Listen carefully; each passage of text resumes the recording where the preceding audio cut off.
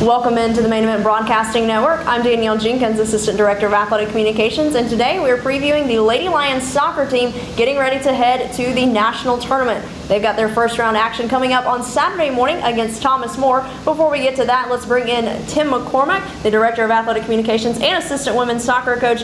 Timmy, let's take a look back at this past weekend. The run in the USA South Championship Tournament. What a weekend it was for the Lady Lions. It really was an impressive weekend for the Lady Lions out there in the USA South Championship Final Four weekend, all hosted at Meredith College, who was the regular season champion.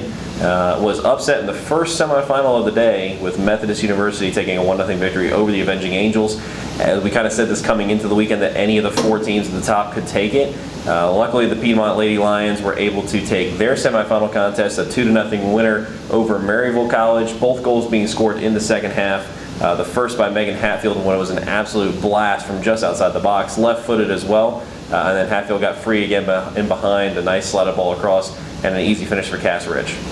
And then, of course, moving on to the championship game, it was a thriller, one of the best finishes for the Lady Lions in their history. It came down to the wire. Yeah, there was a lot of things on the line for the Lady Lions. USA South title, the program's first 20-win season, and actually with that win, they could become the only 20-win team in the country at that time. There was a lot of stuff on the line for sure for the Lady Lions, and they were able to pull it out. It looked a little bit helter-skelter in the first overtime. We'll take a look at the footage here as we see Michaela Gardner with a save on a PK in the first overtime. It was Taylor Cavazos taking that from Methodist. She went to her left, Michaela's right. Michaela was able to make the stop and keep the team alive, and you can see how excited all the team is about the celebration there as well. And then moving on to the second overtime period, it was Cassidy Rich, as she has all year, stepped up in a big moment for the Lady Lions, and she took a shot from nearly 50 yards away on a free kick that skipped at just the right moment and kind of fooled the goalkeeper there for Methodist, backing up, couldn't quite get a hand to it, and in it goes into the net. And you can see the chaos from there ensued with a goal with 15.3 seconds left in double overtime to win it. It doesn't get much closer than that. Cassidy Rich, of course, proving why she was named Rookie and Player of the Year in the league. We'll talk a little bit more about her as well as the entire team's performance looking ahead to this first round matchup when we get back right here on the Main Event Broadcasting Network.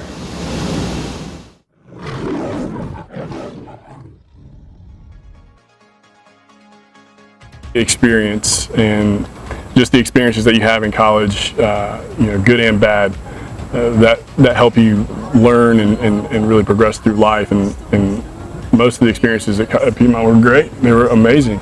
The school itself is an awesome school. The teachers, the professors, they really give you the tools that you need to succeed.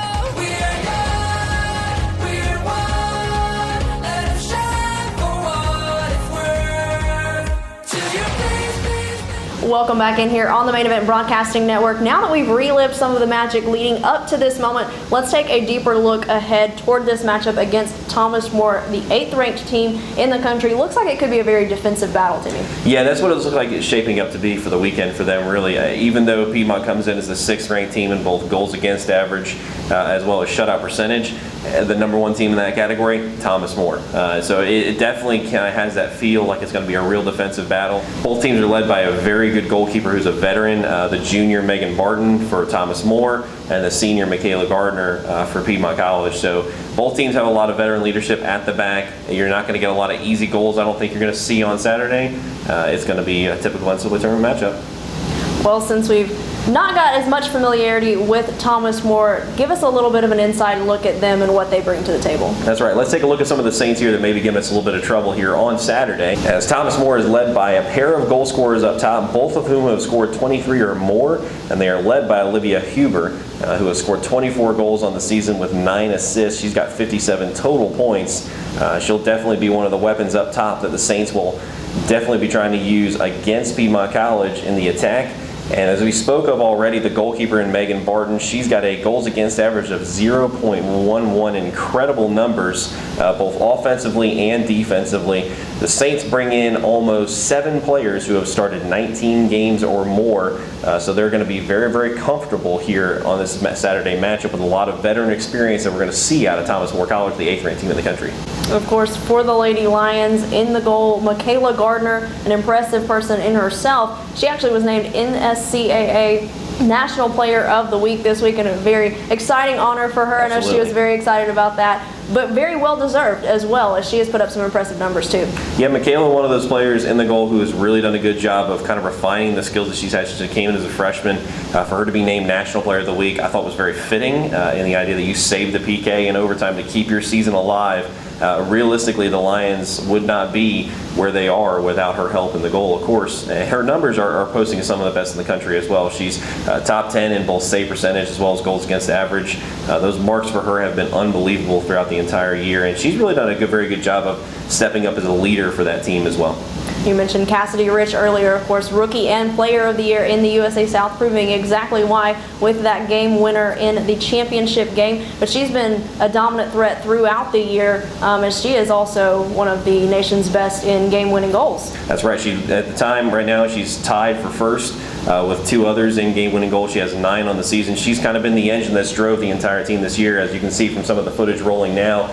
She's so deceptively quick, but also very good on the ball to the point to where she has scored a ton of goals that she has had to create herself, and that's really can be seen with her assists as well. With 13 on the season, she's been able to create play off the ball as well, so it's been really impressive for her as a freshman to step in with all the awards and accolades.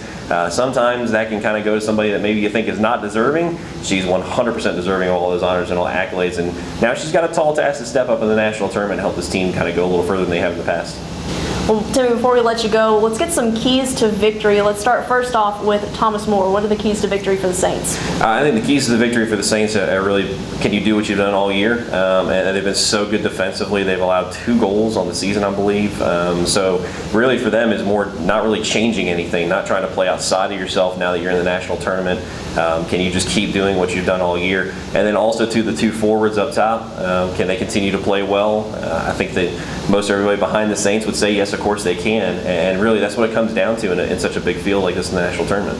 And for the Lady Lions going on the road to the Saints home, what's going to be the key to victory for them? I think the 2 things for them are very similar to what the Saints are, but the first thing I would say, can you handle the environment? It's just a different type of atmosphere heading into the national tournament, but they have a lot of veteran players who have been through this one time before in the 2013 national tournament, heading on the road now to Thomas More, which is a very difficult place to play. Can you handle the environment? And then the second piece of that is, can you continue to do the same things you've done all year that have made you so successful, especially defensively? Not really trying to do more than what you have to do in your own role, but can you just do your job and kind of focus on that? So really those kind of similar things what the Saints need to do too.